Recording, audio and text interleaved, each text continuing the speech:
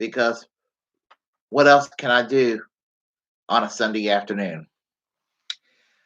Okay, we want to talk about the resistance versus the McResistance. At least that's what I want to talk about. The Trump Derangement Syndome, the skies falling, that sort of thing happened as a result of 2016. Um, and the sky was falling to a lot of liberals. They kind of reacted the same way I reacted in 1988 at the age of 19 when SOB George Herbert Walker Bush defeated Michael Dukakis. And that just kind of came close to home because I was 19 years old, just graduated high school, and it was just kind of like throughout my high school years, it was kind of like I was bullied all the time and terrorized on a daily basis. And I saw George Herbert Walker Bush as the typical bullies I dealt with in high school, and I saw myself in Michael Dukakis. I know it's really weird. It is. But anyway, a lot of liberals felt that way in 2016. The Trump Derangement Syndome. And so they decide to dump stability and to be to be to be on a in the public arena as just an asshole. I wish they would have done this during the George W. Bush years. If there was one motherfucker that deserved to be uncivil and deserved to be rude and undermine every step of the way, was the George W. Bush, Dick Cheney gangster assholes that they were to undermine them. Um, so you got Nancy Pelosi, you got Chuck Schumer, who basically say Donald Trump is a fucking asshole in public. But what do? They vote for his judges. They go and give him more fucking money for the military budget than you can imagine. Trump is aggressive enough on his foreign policy. I mean, and then making peace with George W. Bush, one of the worst presidents this country has ever had. And I said it in 2008, just prior to Obama winning. No matter who wins this election in November 2008, anything will be an improvement from now on for a generation to come to George W. Bush. Doesn't matter if it would have been Obama, Biden, would it Obama again, or Romney, or Clinton, or Trump. All those motherfuckers are an improvement to George W. Bush. And what did the Democrats do recently? They've made fucking peace with George W. Bush.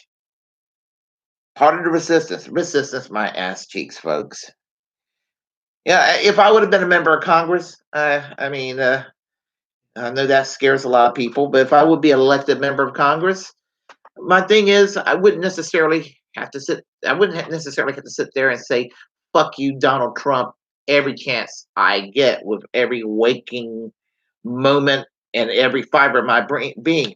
All I would do is to vote no on all his shitty proposals.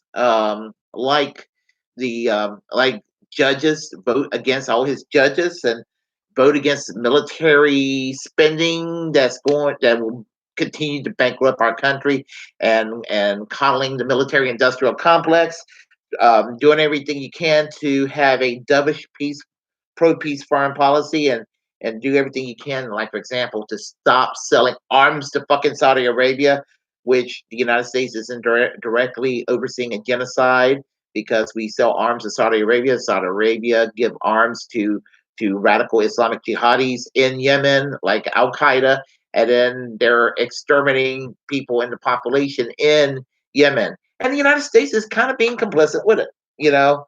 Um, and we do that on one hand, but we crawl underneath our beds in fear. Oh no,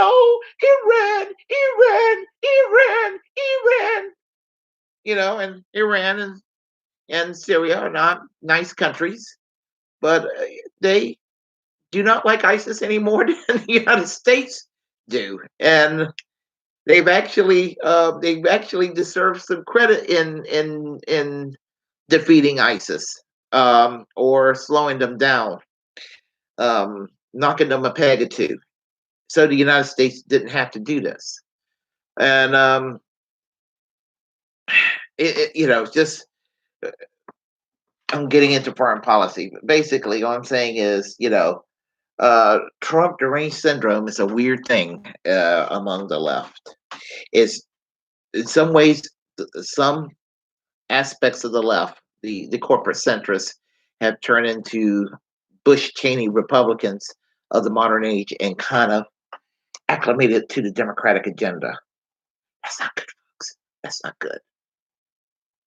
And I don't want y'all thinking I'm those former leftists that sits there and dump on the left. I'm not Dave Rubin, but do this as a sign of tough love for the left.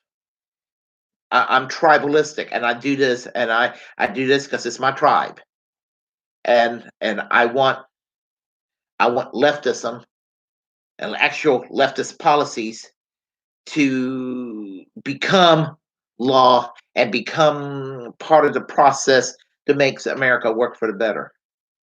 This is why I do these commentaries, folks. Anyway, I am Bernie Bro, unrepentantly so. I want you to comment good, bad, or indifferent for nonviolent and peaceful revolution.